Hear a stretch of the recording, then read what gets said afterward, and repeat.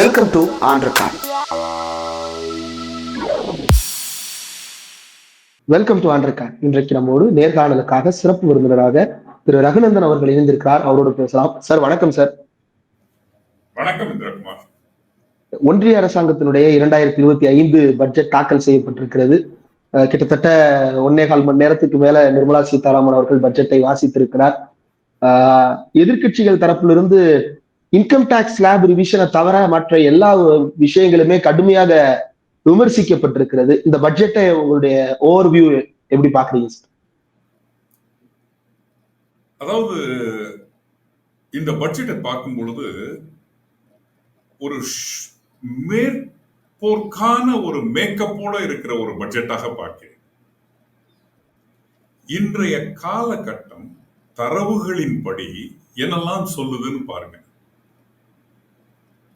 தங்கத்தினுடைய விலை கட்டுக்கடங்காமல் ஏறிக்கொண்டிருக்கிறது. இம்போர்ட் எக்ஸ்போர்ட்டுக்கு இடைவெளி கட்டுக்கடங்காமல் போய்கொண்டிருக்கிறது. டாலர் எக்ஸ்சேஞ்ச் ரேட் கட்டுக்கடங்காமல் போய்கொண்டிருக்கிறது.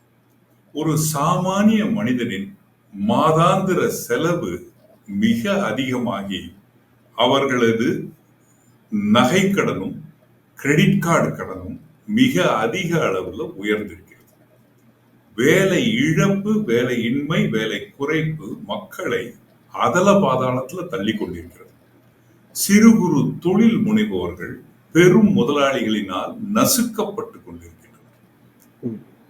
ஒரு இ-காமர்ஸ் பிளாட்ஃபார்ம் மூலியமாக எவ்வளவு பேருடைய வாழ்வாதாரம் கேள்விக்குறியாயிட்டு இருக்குன்றதை உணரணும்.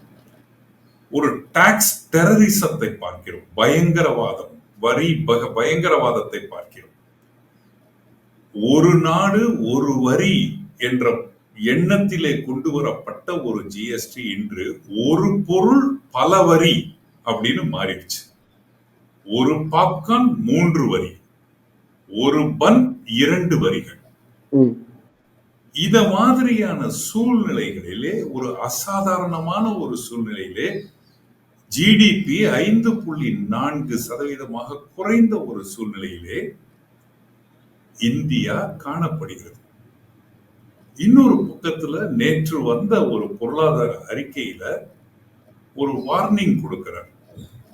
இந்தியா இறக்குமதியை சார்ந்து அதிகமாக காணப்பட்டு கொண்டிருக்கிறது.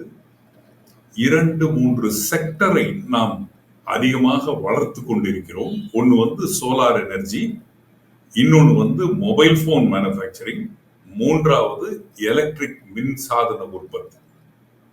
இந்த 3 செக்டருக்குமே நாம் அதிகமாக சப்சிடிகளை கொடுக்கிறோம், பிஎல்ஐ ஸ்கீம் கொடுக்கிறோம்.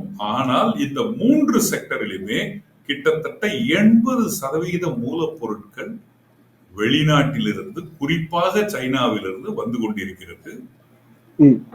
அந்த வரவு நின்று விட்டால் இந்தியா ஸ்தம்பித்து விடும்.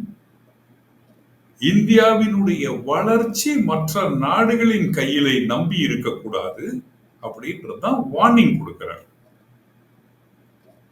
அப்போ ஒரு திட்டத்தை அறிவிப்பதற்கு முன்னால் சாதக பாதகங்களை யோசித்திருக்க வேண்டும். இன்றைக்கு அனைவராலுமே பாராட்டப்படுகிற ஒரே அறிவிப்பு 7 லட்சத்திலிருந்து 12 லட்சம் வரை சம்பாதிப்பவர்களுக்கு வருமான வரியிலிருந்து விலக்குன்ற அனௌன்ஸ்மெண்ட். இது என்ன ஒரு பெரிய மாறுதல்களை கொண்டு வரப்போகிறதுன்னு பார்க்கிறோம். அப்போ மாதம் 1 லட்சம் ரூபாய் சம்பாதிக்கக்கூடியவர்கள் ஒரு 5,000 ரூபாய் கூட வரி செலுத்த முடியாத ஒரு சூழ்நிலையிலே மாதத்தை ஓட்டி கொண்டு இருப்பார்கள் என்றால், இந்த நாட்டிலே 82% மக்கள் 50,000 ரூபாய்க்கு கீழே சம்பளம் வாங்குபவர்களாக இருக்கிறார்கள். அவர்களுக்கு நம்ம என்ன செய்தோம் என்று பார்க்க வேண்டும். இது எப்படி ஒரு டிமாண்ட் அதிகப்படுத்த போகுதுன்னு பார்க்க வேண்டும். இது ஒரு விஷய சர்க்கிள் மாதிரி.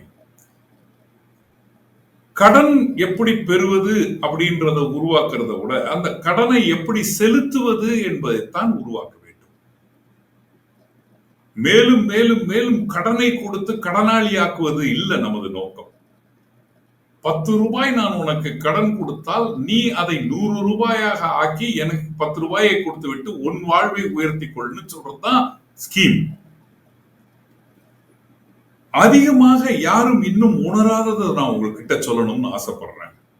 இன்றைக்கு போற போக்குல ஒரு அனௌன்ஸ்மெண்ட் ஒண்ணு கொடுத்திருந்தார்கள். அதாவது சிறு குறு தொழில்களுடைய கிளாசிபிகேஷனை மாறுதல் பண்ணியிருந்தாங்க.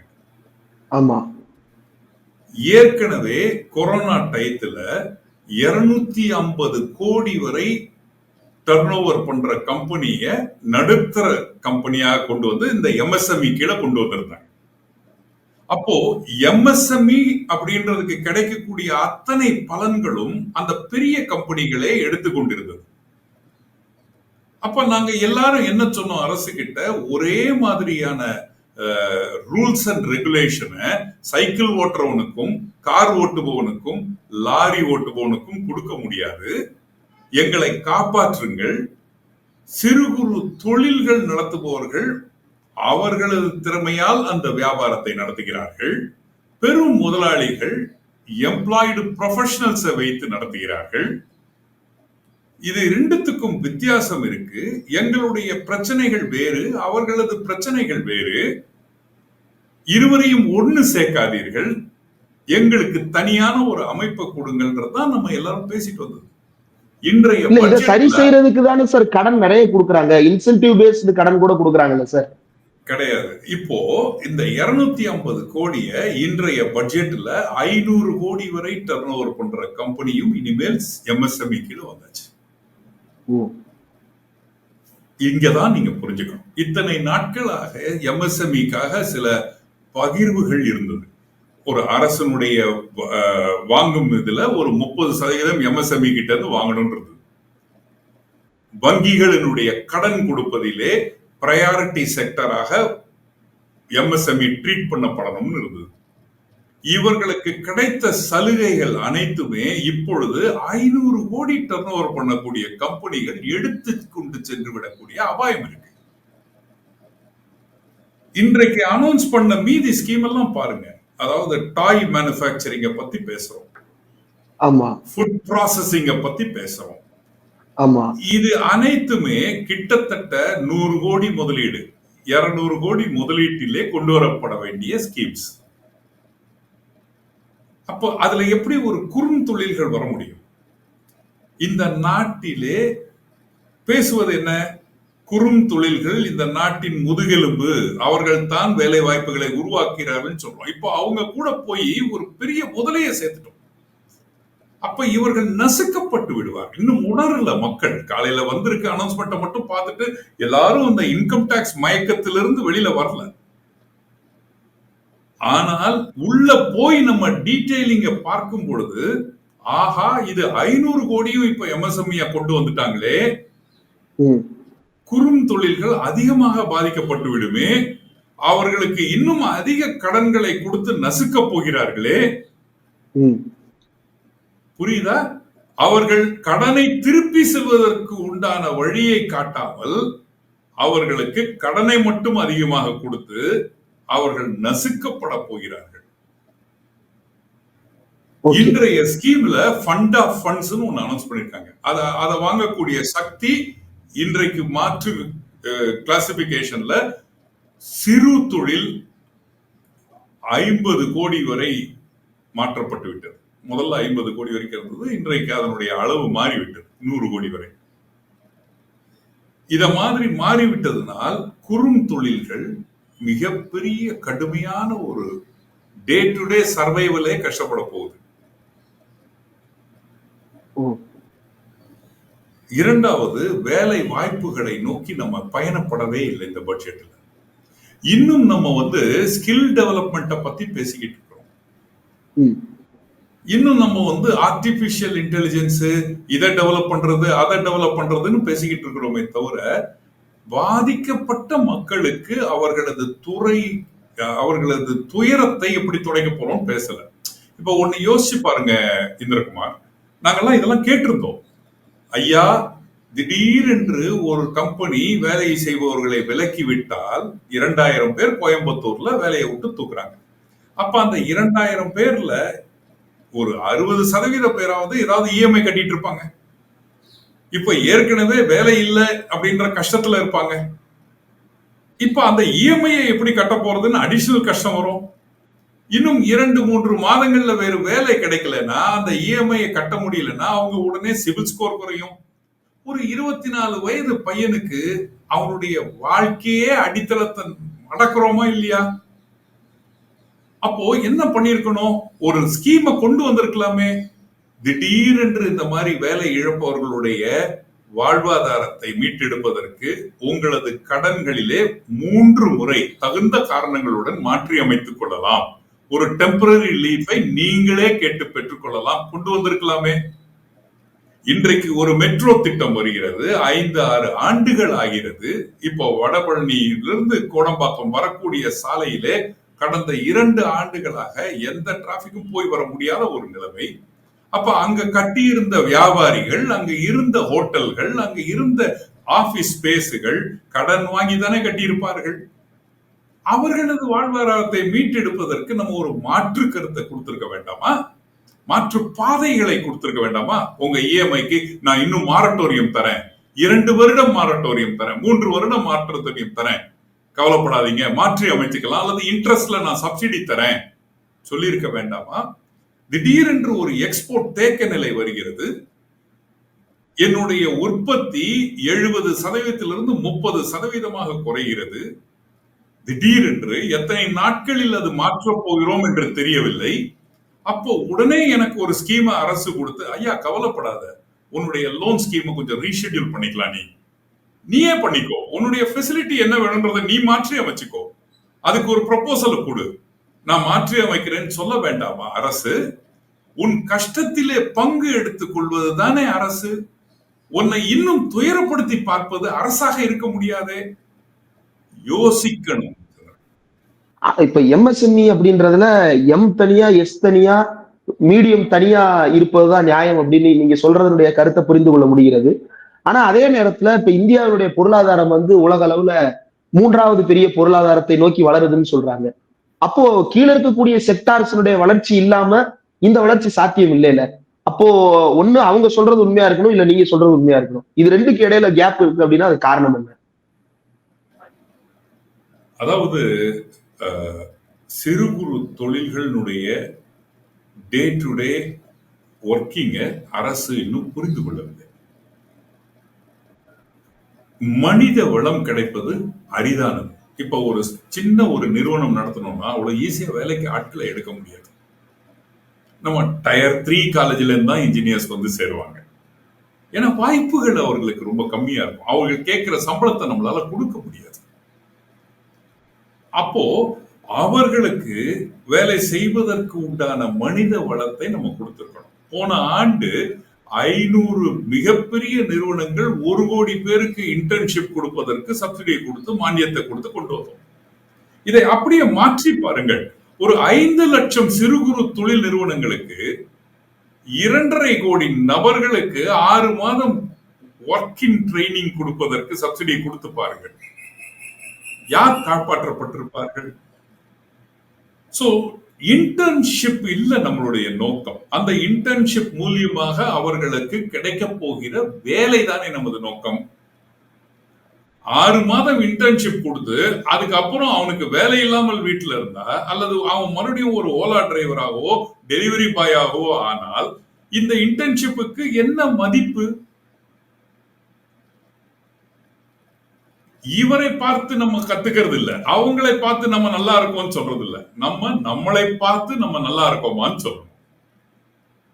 சரி, இந்த பட்ஜெட்ல வந்து கிக் ஒர்க்கர்ஸ் பற்றி எல்லாம் ரெப்ரசென்ட் பண்ணிருக்காங்க. எனக்கு தெரிஞ்சு ரீசெண்ட் இயர்ஸ்ல ஃபர்ஸ்ட் டைமா வந்து இந்த கிக் ஒர்க்கர்ஸ் பத்தி அவங்களுக்கு பிரதான் மந்திரி ஜன் ஆரோக்கிய யோஜனா மூலமா இன்சூரன்ஸ் கொடுக்கறது, அவங்களுக்கான பாதுகாப்பு உறுதிப்படுத்துறதெல்லாம் பண்றாங்க. 2 தான் சொல்லியிருக்காங்க. ஒண்ணு வந்து அவங்களுக்கு ஒரு ஐடி கார்டு கொடுப்போம்னு சொல்லியிருக்காங்க. ஐடி கார்டுன்றது அவங்களுக்கு ஐடி கார்டுனா என்ன இந்திரகுமார்? உங்களுக்கு ஒரு விசிட்டிங் கார்டு கொடுக்குற மாதிரி. அதை வச்சுட்டு என்ன பண்ணுவாங்க அவங்க? அதனால என்ன பலன்? 2வது வந்து ஹெல்த் கேர் கொடுக்குறோன்றது, அதாவது இஎஸ்ஐ கார்டு தானே. அதற்கு அவங்கள நான் இஎஸ்ஐல பங்கெடுத்துக்கங்க அப்படின்னு சொல்லிட்டு போயிடலாமே. இது போருமா அவங்களுக்கு? கிடையாது. அவங்க ஏன் கிக் ஒர்க்கிங்ல வந்தாங்கன்னு பாருங்க. ரெகுலரான ஒரு வேலை வாய்ப்பு இல்லாதவர்கள், கிடைத்த வேலையை கிடைத்த மணி நேரங்களுக்கு ஆரம்பித்தவர்கள், ஏதாவது சம்பாதிப்போம் சும்மா இருக்கிறத விட அப்படின்னு ஆரம்பித்தவர்கள், நிரந்தரமான ஒரு வேலையிலே இல்லாதவர்கள், வருமானத்தை இல்லாதவர்கள், அவர்கள் தான் கிக் ஒர்க்கிங். அந்த கிக் ஒர்க்கிங்ன்றது அதிகமாயிட்டு இருக்கு. இப்ப அவங்களது தேவை என்ன? இதற்கு பதிலா அரசு ஒரு மொபைல் ஆப்பை உருவாக்கி, இப்போ நான் இங்க இருக்கிறேன், நுங்கம்பாக்கத்துல இருக்கேன், எனக்கு ஒரு சோசியல் மீடியா மார்க்கெட்டிங் பர்சன் வேணும், அல்லது ஒரு ஆட் கேம்பெயின் கிரியேட் பண்றதுக்கு ஒருத்தர் வேணும்னா அந்த ஆப்லயே நான் சர்ச் பண்ணி உடனே ஒரு வாட்ஸ்அப்ல மெசேஜ் அனுப்பிச்சு ஒருத்தரை கான்டாக்ட் பண்ணி அவருக்கு நான் தொழில் கொடுத்தேன்னா அவரது வாழ்வாதாரமும் மீட்கப்படும், எனது வாழ்வாதாரமும் மீட்கப்படும். இதை நம்ம பண்ணி கொடுத்தால், அவர்களது தரத்தை உயர்த்தி விட்டால், அவர்களது பிழைப்பும் வழியை உயர்த்தி விட்டால் எவ்வளவு சௌரியமா இருக்கும். ஈஸ்ராம்ன்றது என்ன போர்ட்டல் தெரியுமா உங்களுக்கு? மினிஸ்ட்ரி ஆஃப் லேபர்ல மைக்ரண்ட் லேபர்ஸ் ரெஜிஸ்டர் பண்ணுவதற்காக கொண்டு வரப்பட்ட ஒரு போர்ட்டல். கிட்டத்தட்ட 30 கோடி மக்கள் அதுல ரெஜிஸ்டர் பண்ணியிருக்காங்க. அந்த மக்களுக்கு இதுல ரெஜிஸ்டர் பண்றதுனால என்ன பலன்னு பார்க்கணும். வேலை வாய்ப்பு அதெல்லாம் ஒண்ணும் கிடையாது. இது ஒரு ரெஜிஸ்ட்ரேஷன் ப்ராசஸ் தான். ஐடி கார்டு கொடுப்பது ஒரு தீர்வாகாது. வாழ்வாதாரத்தை முன்னேற்றுவதுதான் தீர்வு. அப்ப அவங்களுக்கு நீங்க ஏதாவது ஒரு கோ ஒர்க்கிங் ஸ்பேஸ் கொடுக்குறீங்களா, ஒரு பிசினஸ் சென்டர் கான்செப்ட் கொடுக்குறீங்களா, அவர்களுக்கு வேலை செய்வதற்கு ஒரு இடத்தை உருவாக்கி கொடுக்குறீங்களா, அவர்களுக்கு ஏதாவது ஒரு கடன் வசதிகளை ஏற்படுத்தி ஒரு எக்யூப்மெண்ட் வாங்குறதுக்கு அல்லது ஒரு கம்ப்யூட்டர் சிஸ்டம் வாங்குவதற்கு ஏதாவது பண்ணி கொடுக்குறீங்களா, அவங்க பேட்டன் பண்றதுக்கு ஏதாவது பண்ணி கொடுக்குறீங்களா, அவங்களுக்கு எந்த வகையில நீங்க உதவி செய்ய போறீங்க? சில மாதங்களுக்கு அவர்களுக்கு வருமானம் இல்லாத சூழ்நிலை இருக்கும் பொழுது ஏதாவது பைனான்சியல் அசிஸ்டன்ஸ் கொடுக்குறீங்களா? தண்ணீரிலே மூழ்கி விடாமல் மூக்கை மேலே வைத்திருப்பதற்கு உண்டான துடுப்பு ஏதாவது கொடுக்கிறீர்களா? மூழ்கி கொண்டிருப்பவர்களைத்தானே நாம் பார்க்கிறோம் இந்திரகுமார். அப்ப இது எப்படி? ஒரு ரயில்வேயை பற்றிய ஒரு அறிவிப்பு காணோம். இன்னும் நாம் வந்தே பாரத் ரயிலை பற்றி பேசிக் கொண்டிருக்கிறோம். அது இன்னும் பெங்களூருக்கு 4.5 மணி நேரம் 5 மணி நேரம் போய்கிட்டு இருக்கு. 120 கிலோமீட்டர் போனாலே கை தட்டிட்டு இருக்கிறோம். அவனவன் 500 கிலோமீட்டர் ஸ்பீட்ல போய்கிட்டு இருக்கிறாங்க. சாமானிய மக்கள் பயன்படுத்தக்கூடிய ஒரு ரயில்வே இன்று பணம் உள்ளவர்கள் மட்டும் பயன்படுத்தக்கூடிய ஒரு நிலைக்கு கொண்டு போயிட்டோம். உதான் விமான நிலையங்கள் அமைத்ததுக்கு காரணம் சாமானிய மக்கள் எளிதில் ஒரு இடத்திலிருந்து ஒரு இடத்துக்கு போகணுன்றதுக்காக. இன்றைக்கு நான் சென்னையிலிருந்து கோயம்புத்தூருக்கு 14,000 ரூபாய்க்கு போவதை விட சென்னையிலிருந்து துபாய்க்கோ சிங்கப்பூருக்கோ மலேசியாவுக்கோ அந்த 14,000 ரூபாயில போய்விடலாம். இன்றைக்கு இந்தியாவிலே ஒரு வாரம் நான் ஹாலிடேயிங் போகணும்னா அதை விட நான் வியட்நாமுக்கு போயிட்டு வந்துடலாம், சீப்பா இருக்கு. உண்மைதானே இந்திரகுமார்? அப்போ நம்ம எதை நோக்கி பேசிக்கிட்டு இருக்கிறோம்? உள்ளூரில் இருக்கும் மக்களுக்கே ஹாஸ்பிட்டல்ல ட்ரீட்மெண்ட் கொடுப்பதற்கு முடியல, வாய்ப்பு இல்லைன்னா நம்ம வெளிநாட்டிலிருந்து வரக்கூடிய மெடிக்கல் டூரிசத்தை பற்றி பேசிக் கொண்டிருக்கிறோம். உள்ளூர்ல இருக்கக்கூடிய ஹெல்த் கேருக்கு நம்ம 18% போட்டு கொண்டிருக்கிறோம் ஜிஎஸ்டிஐ இன்சூரன்ஸுக்கு. அந்த இன்சூரன்ஸ்ல நம்ம 100% வெளிநாட்டு முதலீடுகளை கொண்டு வந்துகிட்டு இருக்கிறோம். 10 ஆண்டுகளுக்கு ஷிப் பில்டிங்கோ அல்லது ஷிப் பிரேக்கிங்குக்கோ நம்ம கன்செஷனை இன்றைக்கு கொடுத்து கொண்டிருக்கிறோம். நாளை என்ன நடக்கும்னே தெரியல. திடீர்னு ஒருத்தன் வரான், ஒரு பெரிய கம்பெனியினுடைய $600 பில்லியன் கழிச்சிட்டு போறான் ஒரே நாள்ல. நிலைமை பிரெடிக்ட் பண்ண முடியாத ஒரு சூழ்நிலையில் இருக்கிறோம். சிறு குறு தொழில் முனைபவர்கள் திருப்பூரிலே லாபமீட்டாத தொழிலை செய்து கொண்டிருப்பதை பார்க்கிறோம். பஞ்சினுடைய விலை இன்றைக்கு வாங்குவதற்கு கட்டுப்படி ஆகலன்னு சொல்லும் பொழுது 5 வருடம் கழித்து அந்த பஞ்சு உனக்கு நயா விலைக்கு கிடைக்குமான்னு பார்த்துக்கிட்டு இருக்கிறோம். ஐசியூல கொடுக்க வேண்டிய ட்ரீட்மெண்ட்டுக்கு நம்ம வார்டனை வச்சு ஹார்லிக்ஸ் கொடுத்துக்கிட்டு இருக்கிறோம். ஆக்சிஜன் கொடுக்க வேண்டியவர்களுக்கு ஹார்லிக்ஸ் கொடுத்துக்கிட்டு இருக்கிறோம். நான் பாலிட்டிஷியன் அல்ல. எனது எண்ணம் இந்த அரசை கிரிட்டிசைஸ் செய்யணும் என்பது இல்லை. நான் சொல்ல வரும் கருத்தை புரிந்து கொள்ள வேண்டும். மக்கள் தொழில் முனைபவன் படும் பாட்டு சாதாரணது. He is not able to make the ends meet. வேலை செய்பவருக்கு இந்த வேலை பிடிக்கல, இந்த வேலை தேவையில்லை என்றால் வேறு வேலை மாறிவிடலாம். ஒரு தொழில் முனைவோன் அந்த மாதிரி வேறு தொழில் மாற முடியாது. இன்றைக்கு நான் ஒரு ஆட்டோமொபைல் காம்போனன்ட் மேனுஃபேக்சரிங் பண்றேன், நாளைக்கு இந்த தொழில் நலிந்து விட்டது, நான் இ வெஹிக்கிள்ஸுக்கு மாறணும் என்றால் ஆண்டர்பிரனருக்கு தானே ஸ்கில்லிங் தேவை. கடந்த 3 ஆண்டுகளிலே ட்ரோன் டெக்னாலஜி அதிகமாயிருச்சு, டிஃபென்ஸ் மேனுஃபேக்சரிங் அதிகமாயிருச்சு, ரொபாட்டிக்ஸ் அதிகமாயிருச்சு, மெஷின் லேர்னிங் அதிகமாயிருச்சு. எவ்வளவு புது புது டெக்னாலஜி வந்துகிட்டு இருக்கு. இன்றைக்கு தொழில் முனைபவனை அந்த டெக்னாலஜிக்கு மாற்றுவதற்கு அவனுக்குத்தானே ஸ்கில்லிங் வேணும், அவனுக்குத்தானே வேறு தொழிலை செய்வதற்குண்டான வாய்ப்புகள் வேணும். அவனை செய்ய முடியாத தொழிலையே அவனை வைத்து நசுக்கி அவனை சுருக்கி விடுவது எப்படி எடுத்துக்கொள்ள முடியும்? ஒரு கடனுக்கு செக்யூர்டு லோனுக்கு அதே வட்டி, அன்செக்யூர்ட் லோனுக்கும் அதே வட்டி. செக்யூர்ட் லோனுக்கும் அதே என்பிஏ நார்ம்ஸ், அன்செக்யூர்ட் லோனுக்கும் அதே என்பிஎஸ் நார்ம். எப்படி இருக்க முடியும்? சிறு குறு தொழில் முனைபவன் 30 லட்சம் ரூபாய்க்கு கடன் வாங்குறான்னா 60 லட்சம் ரூபாய் வீட்டு அடமானம் கொடுக்கறான். இதே இன்னொருத்தன் 10,000 கோடி கடன் வாங்குறான்னா எந்த வீட்டையும் கொடுக்கறது இல்லை. Unsecured loan. அதுக்கப்புறம் அரசு ரைட் ஆஃப் பண்றோம், இவனை புடுங்கிடுறோம். 2 பேர் இன்றைக்கு நம்ம பார்க்கிறோம். அரையாண்டு இறுதி ரிசல்ட் வந்துகிட்டு இருக்கிறத பார்க்கிறோம் பேப்பர்ல. ஒவ்வொரு பேங்க்கும் மிக அதிக அளவுல ப்ராஃபிட் பண்ணிக்கிட்டு இருக்கிறத பார்க்கிறோம். ஒவ்வொரு கார்பரேட்டும் மிக அதிக அளவுல ப்ராஃபிட் பண்ணிட்டு இருக்கிறத பார்க்கிறோம். அரசினால் நமது வருமானத்தினால் பலனடைந்தவர்கள் கடந்த 3 பட்ஜெட்ல இவர்கள் இருவரும் தான். 12 லட்சம் கோடி வாராக்கடன் தள்ளுபடி செய்யப்பட்டு இவர்களுக்கு இன்றைக்கு லாபத்தை கொடுத்து கொண்டிருக்கிறது. PLI ஸ்கீம் மூலியமாக பணம் கொடுக்கப்பட்டு இவர்களுக்கு இன்று லாபம் கொடுத்து கொண்டிருக்கிறது. கார்பரேட் டாக்ஸை குறைப்பதனால் இவர்களது லாபம் அதிகப்படுத்தி இருக்கிறது. மூலப்பொருட்களின் விலையேற்றத்தினால் இவர்களுக்கு லாபம் அதிகமாயிட்டு இருக்கு. சார், PLI கொண்டு வந்ததுடைய நோக்கமே MSME என்ஹான்ஸ்மென்ட் தானே சார் சொல்றாங்க? இல்ல PLIக்கும் MSMEக்கும் சம்பந்தமே கிடையாது. PLI is only meant for corporate sector. Okay.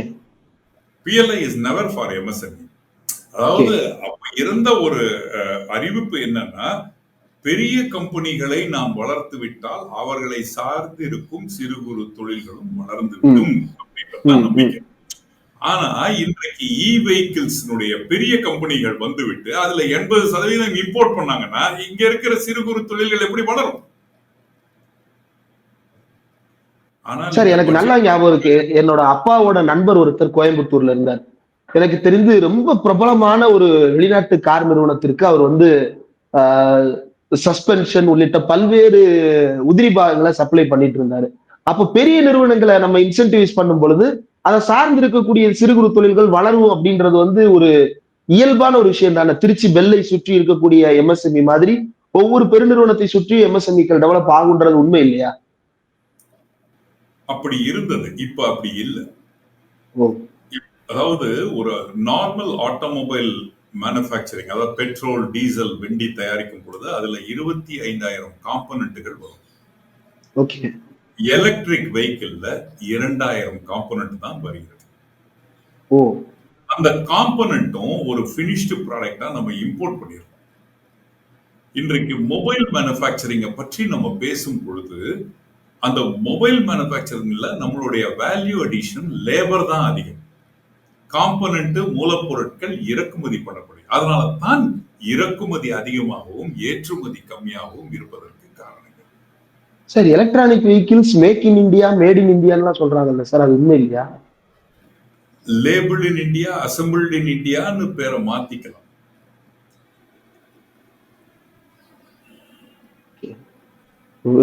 இது ரொம்ப ஷாக்கிங்கான ஒரு விஷயமா தான் இருக்கு சார். இன்னொரு பக்கம் இப்போது முதலமைச்சர் ஒரு அறிக்கை வெளியிட்டு இருக்கிறாரு சார். தமிழ்நாடு குறித்தான அறிவிப்புகள்ல எந்த விதமான அறிவிப்பும் தமிழ்நாடு குறித்து இல்ல. நெடுஞ்சாலைகள், ரயில்வே திட்டங்கள் நீங்க ஏற்கனவே குறிப்பிட்டீங்க. கூடுதலா கோவை, மதுரை மெட்ரோ ரயில் நிலையங்கள் குறித்து எந்த விதமான அறிவிப்பு வரவே இல்லை. ஒன்றிய அரசு ஏன் இப்படி நடந்து கொள்ளுகிறதுன்ற கேள்வி எழுப்பி இருக்கிறாரு. இந்த கோரிக்கையை எப்படி பாக்குறீங்க சார்? என்னை பொறுத்தவரை இந்த பட்ஜெட்டிலே 3 விதத்திலே தமிழகத்திற்கு இன்டைரக்டான பெனிஃபிட்டை தான் கொடுப்பதாக பார்க்கிறேன். அதாவது 3 செக்டர் அவர்கள் வளர்க்கிறார்கள். ஒன்னு வந்து ஃபுட்வேர், காலனி, தோல் சம்பந்தப்பட்ட பிசினஸஸ். இரண்டாவது வந்து ஜிசிசி, குளோபல் சென்டர்ஸ், அதற்கு சப்சிடி அந்த மாதிரி.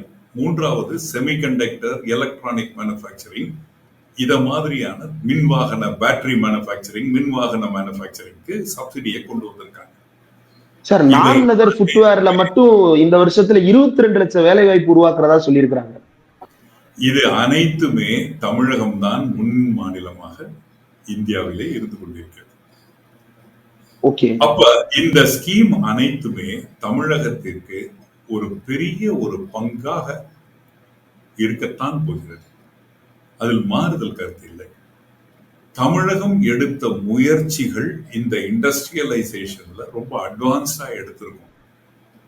அந்த அந்த திட்டங்களுக்கு அரசு கொடுக்கக்கூடிய சலுகைகள் பலனை தமிழகத்திற்கு தான் கொடுக்க போகிறது. டைரக்டாக நம்ம கொடுக்கிறது வேற. அதாவது பிரிட்ஜ் கட்டுறதுக்கோ, ரயில்வே திட்டத்துக்கோ, ட்ராக் போடுறதுக்கோ அதெல்லாம் கொடுக்கிறது வேற. பட் இது வந்து இன்டைரக்டான பலன்கள் நேரடியாக சொல்லப்படாமல் நாம் புரிந்து கொள்ள வேண்டியது, நன்றாக படிக்கும் ஒரு மாணவனுக்கு ஒரு ஊக்கத்தை கொடுக்கக்கூடிய வகையிலே இது அமைந்துள்ளது. ரைட். நிறைவா ஒரு கேள்வி சார். டாக்ஸ் எக்ஸம்ஷன் 12 லட்சம் வரைக்கும் இன்கம் டாக்ஸ்ல இருந்து எக்ஸம் கொடுத்திருக்காங்க ரெகுலர் சாலரிட் எம்ப்ளாயீஸ்க்கு. அந்த 12 லட்சம் வரைக்குமான அந்த எக்ஸம்ட் வந்து பெரிய அளவுக்கு சமூக வலைதளங்கள்ல கொண்டாடப்படுறத பார்க்க முடியுது. ஆனா ஆனந்த் சீனிவாசன் சார் வந்து 12 லட்சம் அப்படின்றது 8 லட்சத்துக்கு மேல இருக்கிற வருமானம் வந்து இந்தியாவில 10% பேர் தான், அதுக்கு பெட்ரோல் டீசல் விலையை குறைச்சா பரவாயில்ல அப்படின்னு அவர் ஒரு கருத்தை முன் வச்சிருக்காரு. இதை எப்படி பாக்குறீங்க? இல்ல, நான் இன்று காலையில ஒரு டெலிவிஷன் சேனல்ல இதை பற்றி பட்ஜெட் வந்த உடனே நிகழ்த்திய உரையிலேயே என்னுடைய கருத்து என்னவாக இருந்தது, எந்த ஒரு தனிநபருக்கும் ₹1 அதிகமாக கிடைத்தாலும் சந்தோஷமே. 7 லட்சத்திலிருந்து 12 லட்சமாக மாறிவிட்டது. அந்த 7 லட்சத்திலிருந்து 12 லட்சத்துக்குள்ள இருக்கக்கூடியவர்கள் கிட்டத்தட்ட 1 கோடி பேர் தான் இருப்பாங்க. 10% என்று ஆனந்த் சொன்னதுல எனக்கு உடன்பாடே கிடையாது. அவர் வேணும்ட்டு அதிகமாவே வச்சுங்க அப்படின்னு 1 கோடி நபர்கள் தான் அதுல வருவாங்க. ஏன்னா மொத்த வரி செலுத்துபவர்களே 2.2% பேர் தான். அதுல இந்த பிராக்கெட்ல, அதாவது 7 லட்சத்திலிருந்து 12 லட்சம் வரை வரக்கூடியவர்கள் ஒரு 1 கோடி பேர் தான் இருப்பார்கள். அந்த 1 கோடி பேருக்கு ஒரு ₹80,000 அதிகமாக கிடைக்கும் பொழுது அது மகிழ்ச்சி தானே. ஆனால் அது எப்படி ஒரு டிமாண்ட உருவாக்கிவிடும்? ஒரு பக்கத்துல வருத்தமா இருக்கு. அதாவது இல்ல, இதுக்கு முக்கியமான காரணமா ஒன்றிய அரசு என்ன சொல்றாங்கன்னா, மக்களுடைய வாங்கும் திறனை அதிகரிக்கிறதுக்கான நடவடிக்கைகள்ல ஒண்ணா இதை குறிப்பிடுறாங்க. இது வாங்கும் திறனை அதிகரிக்குமா? அதாவது ₹1,00,000 மாதம் சம்பளம் வாங்கும் ஒருத்தருக்கு ஒரு ₹5,000 கூட அரசுக்கு வரி கட்ட முடியவில்லை என்றால் நினைத்து பாருங்கள். கிட்டத்தட்ட 80% மக்கள் 50,000க்கு குறைவாக வாங்குபவர்கள் இருக்கிறார்கள். இப்போ இந்த அரசு ₹1,00,000 வாங்குபவர்களால் வரி கட்ட முடியவில்லை, இந்த அருங்கள் ₹80,000 கொடுக்கும் பொழுது 50,000க்கு கீழே வாங்குபவர்களுக்கு என்ன கொடுத்திருக்கணும்?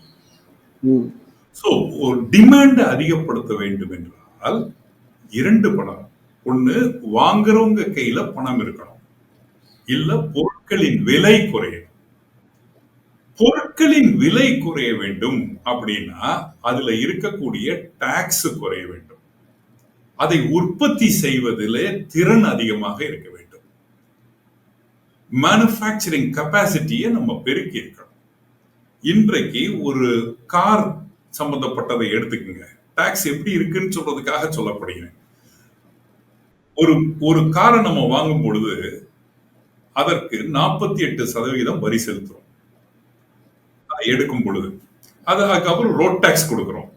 அதுக்கப்புறம் அதுக்கு இன்சூரன்ஸ் எடுக்கிறோம். அந்த இன்சூரன்ஸ்ல 18% கொடுக்கிறோம். இப்ப அந்த காரை ரோட்ல ஓட்டும் பொழுது பெட்ரோலோ டீசலோ அதற்கு வரி கொடுக்கிறோம். அந்த காரை ஒரு இடத்துல இருந்து இன்னொரு இடத்துக்கு போவதற்கு டோல் கொடுக்கிறோம். அந்த காரை மாசம் நம்ம சர்வீஸுக்கு அமிச்சோம்னா அதற்கும் 18% வரி கொடுக்கிறோம். இதனை சம்பாதிக்கிறதுக்கு நமக்கு உண்டான வாய்ப்புகளுக்கும் நம்ம வரி கட்டுறோம்.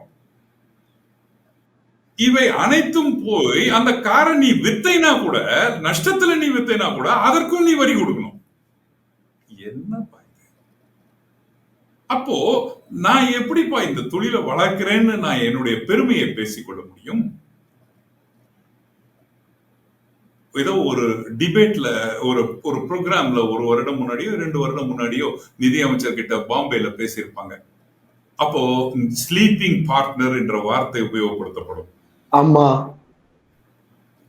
ஒரு ஸ்லீப்பிங் பார்ட்னர் எந்த விதமான சப்போர்ட்டும் எனக்கு கொடுக்காமல் இந்த அளவு ஒரு வருமானத்தை ஈட்டுபவர்களாக இருந்தால் ஒரு நேரத்திலே எனக்கு என்ன தோணும்?